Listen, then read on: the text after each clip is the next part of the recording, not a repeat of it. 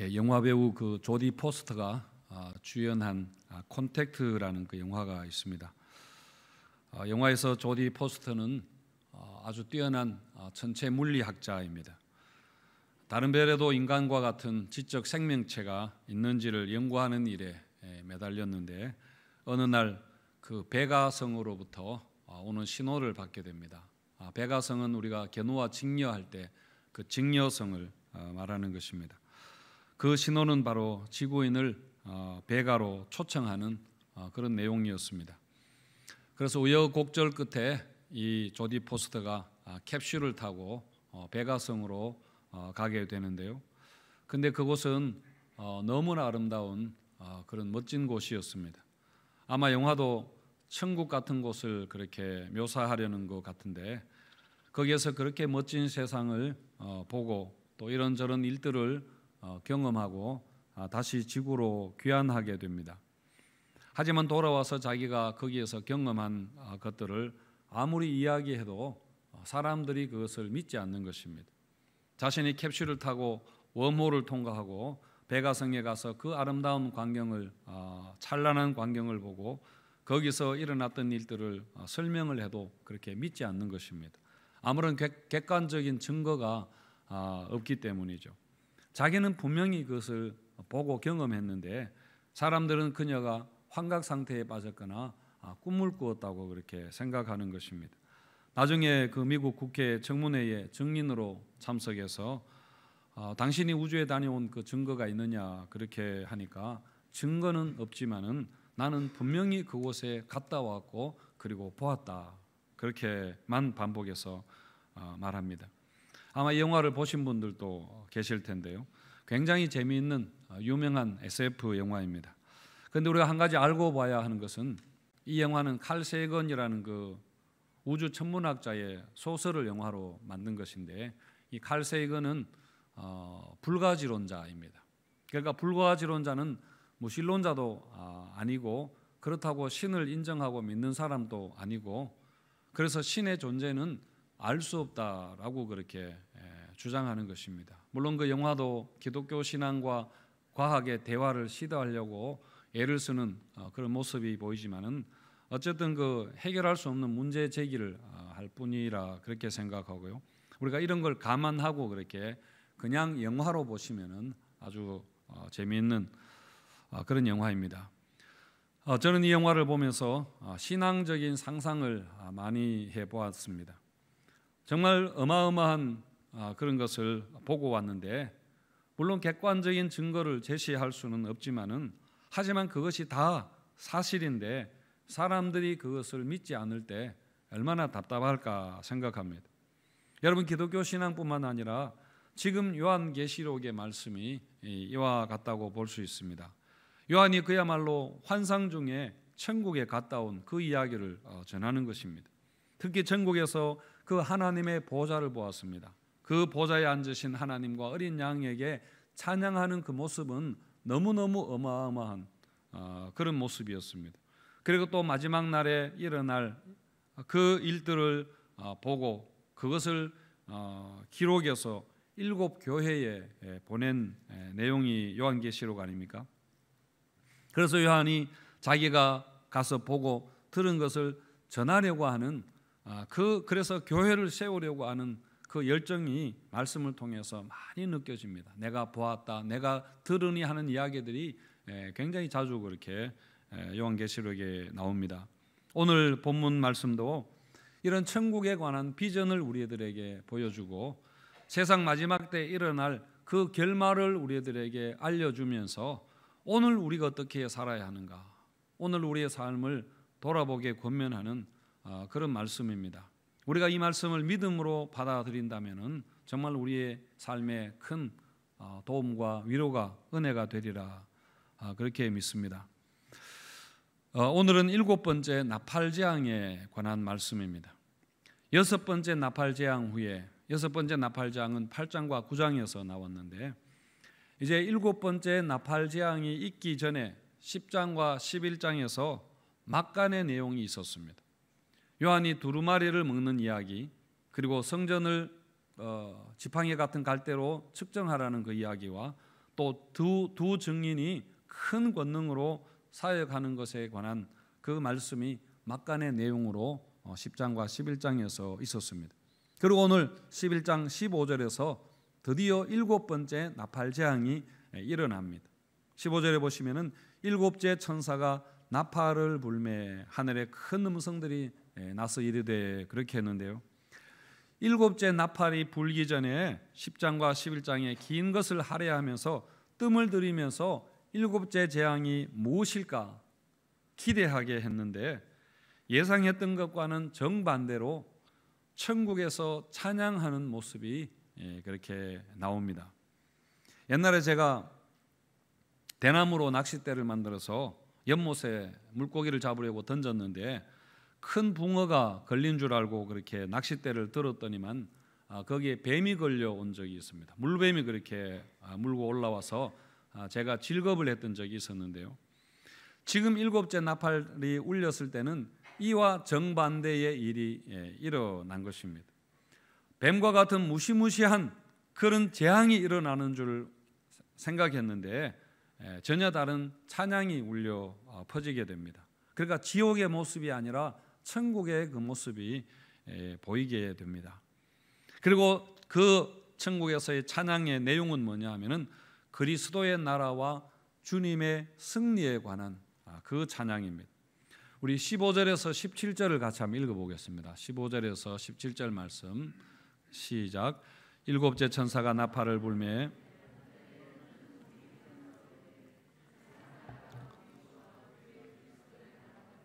그가 세세토록 왕노릇 하시리로다 하니 하나님 앞에서 자기 보좌에 앉아있던 24장로가 엎드려 얼굴을 땅에 대고 하나님께 경배하여 이르되 감사하옵나니 옛적에도 계셨고 지금도 계신 주 하나님 곧 전능하신 이여 친히 큰 권능을 잡으시고 왕노릇 하시도다.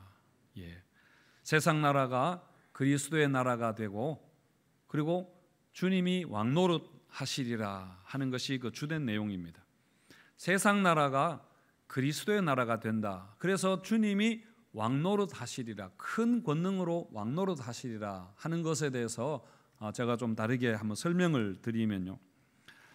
2차 세계대전 당시에 독일군은 소련까지 그렇게 쳐들어가면서 연합군이 굉장히 불리한 상황에 있었습니다.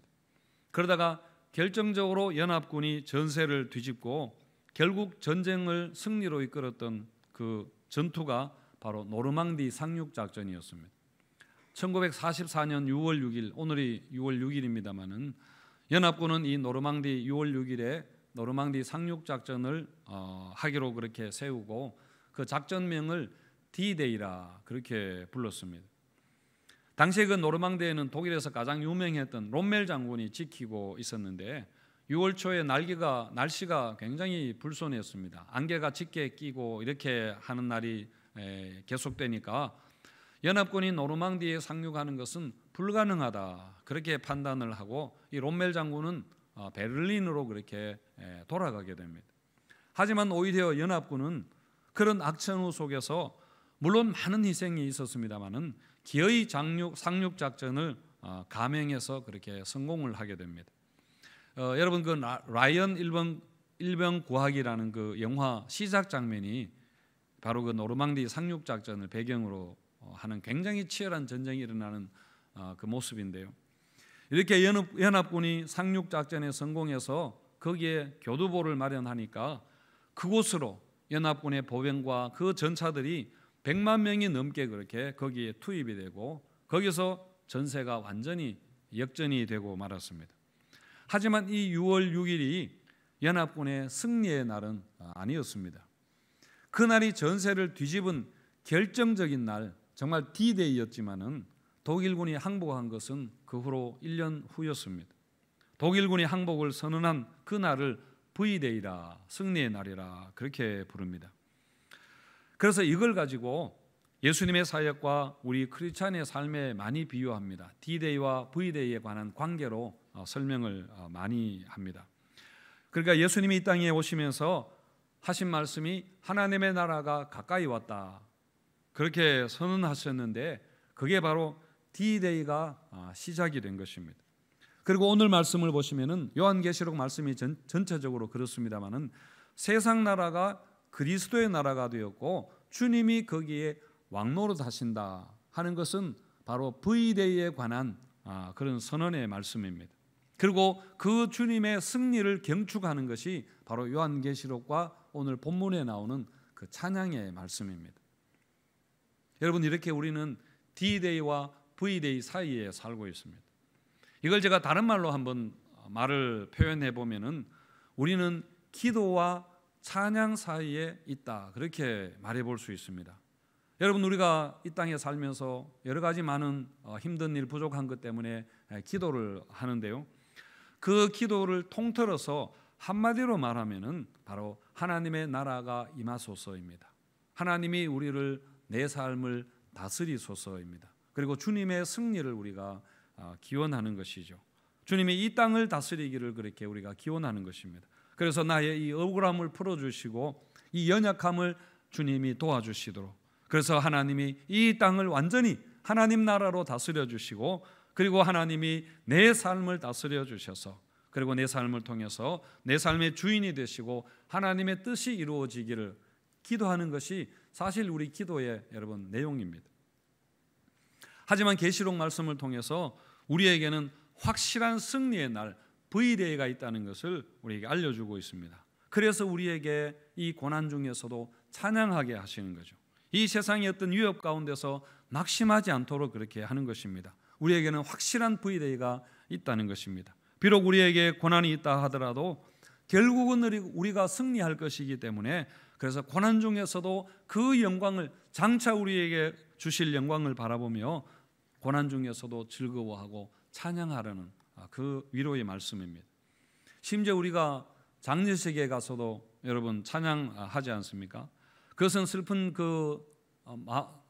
마음을 치료하기 위한 어떤 그런 음악으로 이렇게 하는 것이 아니라 바로 그 날이 사실은 승리의 날이기 때문입니다. 그래서 여러분, 우리는 이 D-Day와 V-Day 사이에 살고 있고 기도와 찬양 가운데 우리가 있습니다. 그래서 우리 삶에서 무슨 일을 만나든지 어떤 일이 있든지 간에 결국은 여러분 만사형통하게 되는 것을 믿으시기 바랍니다. 어려운 일 있으면은 여러분 기도하고, 우리가 기도하면서 찬양하고, 그래서 늘 기도하고 또 찬양하는 우리 성도님들 되시기를 축원드립니다. 근데 찬양에는 여러분 두 가지 면이 있습니다. 한 가지는 그야말로 주님의 승리에 대한 경축이고, 그리고 우리가 고대하는 천국의 삶에 대한 예행 연습, 리허설입니다. 리허설이라는 것은 우리가 앞으로 해야 될 그 행사에 대한 연습하는 것 아닙니까? 우리나라는 그렇지 않습니다만은 미국 같은 경우에는 결혼식 할 때에 결혼식 전날에 리허설을 그렇게 합니다. 우리나라는 주로 결혼식을 예식장에서 하니까 그 예식장 직원들이 어떻게 하라고 다 일일이 다 지시를 해줍니다.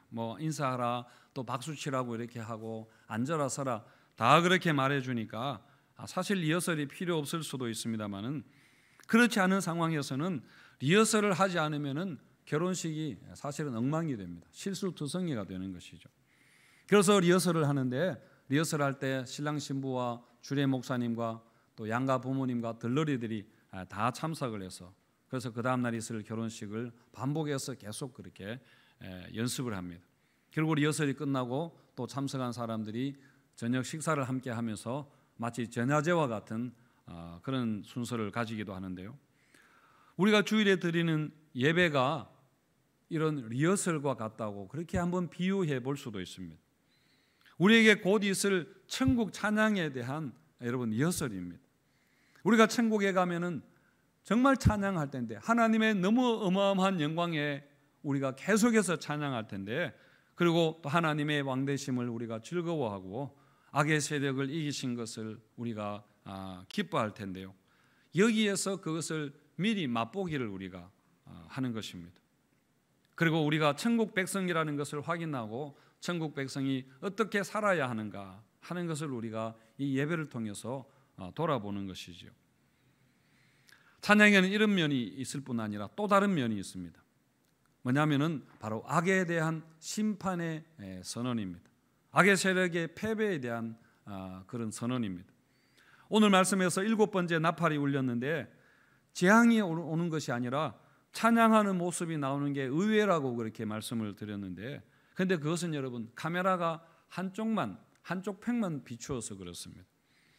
승리하는 하늘의 모습을 비추고 있어서 그렇지만은 지금 다른 반대편 이 땅에서는 그야말로 어마어마한 무시한 그런 재앙이 임하고 있습니다.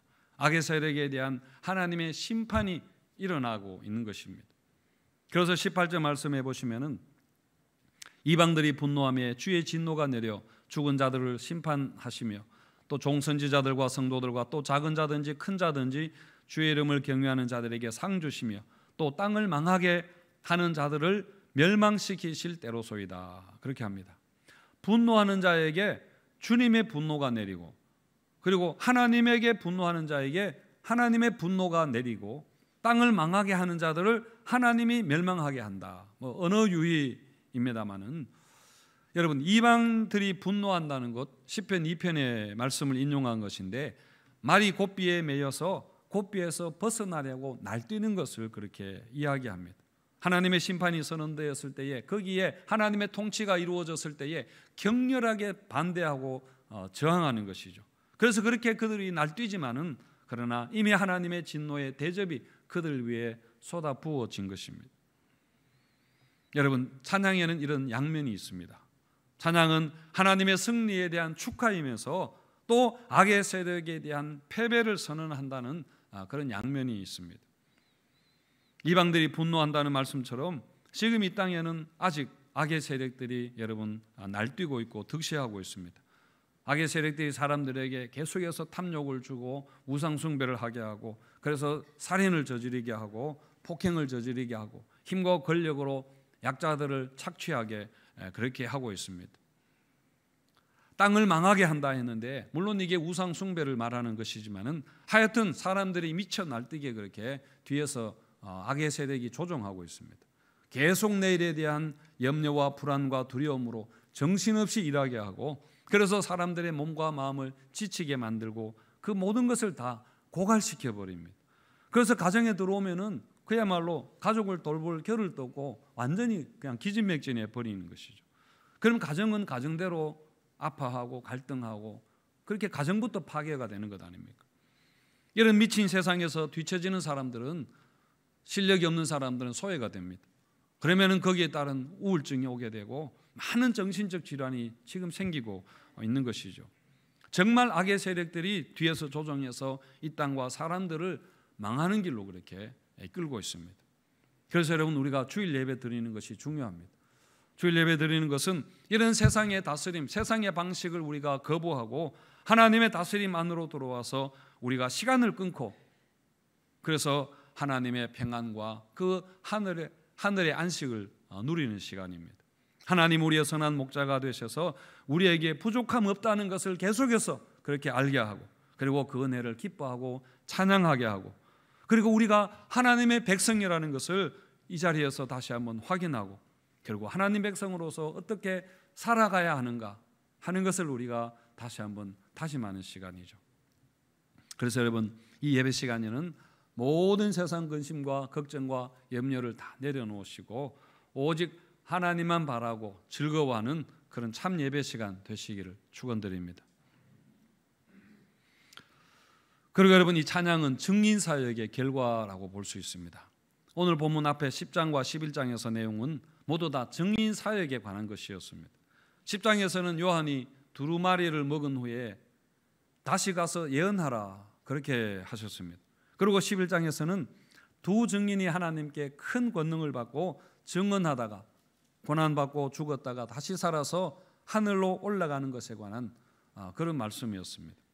그리고 오늘 본문 11장 15절 말씀이 나오는데, 오늘 본문이 바로 찬양에 관한, 주제가 찬양에 관한 것인데요, 이것은 왜 이런 증인사역이 중요한가 하는 이유라고 볼 수도 있고, 그리고 증인사역의 결과라고도 볼 수 있습니다. 그러니까 많은 백성과 나라와 방언과 임금들에게 가서 증언한 결과로 많은 사람들이 회개하고 하나님께 돌아오고 구원받고, 그리고 천국에서 그 찬양하는 무리 중에 있게 된 것이죠. 지난주에 제가 대구에 있는 친구한테 전화를 받았습니다.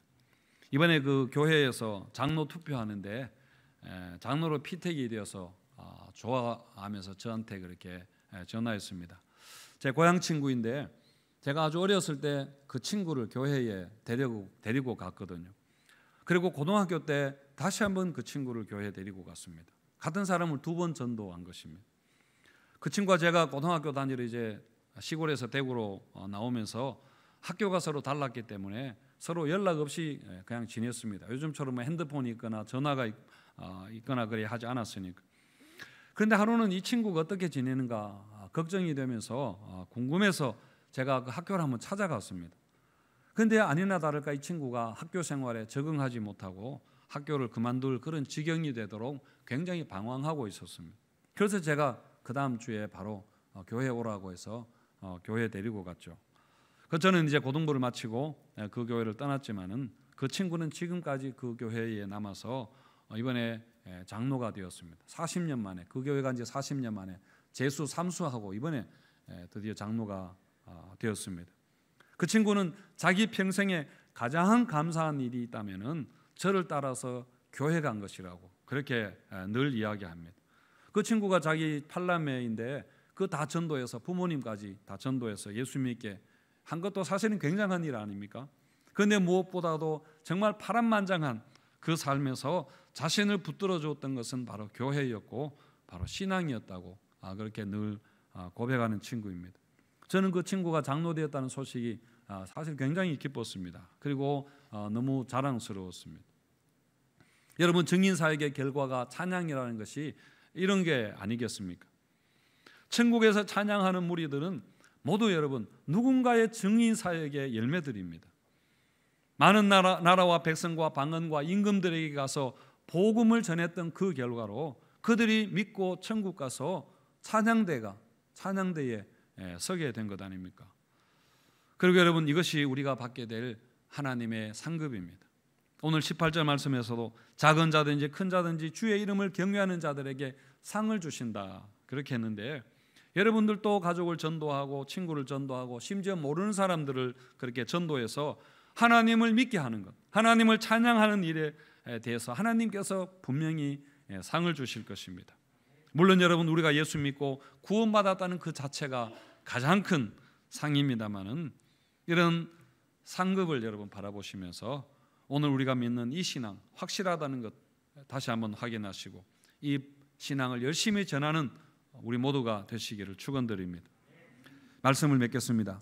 우리가 주일 예배 자리에 나올 때마다 여러분 하늘의 성전이 열리는 것을 여러분 경험하시면 좋겠습니다. 오늘 19절 말씀에서도 하늘에 있는 하나님의 성전이 열리고 성전 안에 있는 언약궤가 보이고 번개와 우레와 지진과 큰 우박이 있더라 그렇게 했는데, 언약궤라는 것은 하나님의 임재와 신실하심에 대한 증거, 상징이고요. 그리고 번개와 우레와 지진, 우박은 하나님의 사인입니다. 내가 확실하다는 것에 대한, 말씀이 확실하다는 것에 대한 하나님의 서명인 셈입니다. 하늘에는 하나님의 성전이 열리고 우리가 늘 하나님의 신실하심을 보고, 그리고 이 모든 신앙이 확실하다는 것을 여러분 믿으시고, 그래서 어떤 어려움과 고난과 아픔이 있다 할지라도 항상 평안하시고 담대하시기를 주님의 이름으로 축원드립니다.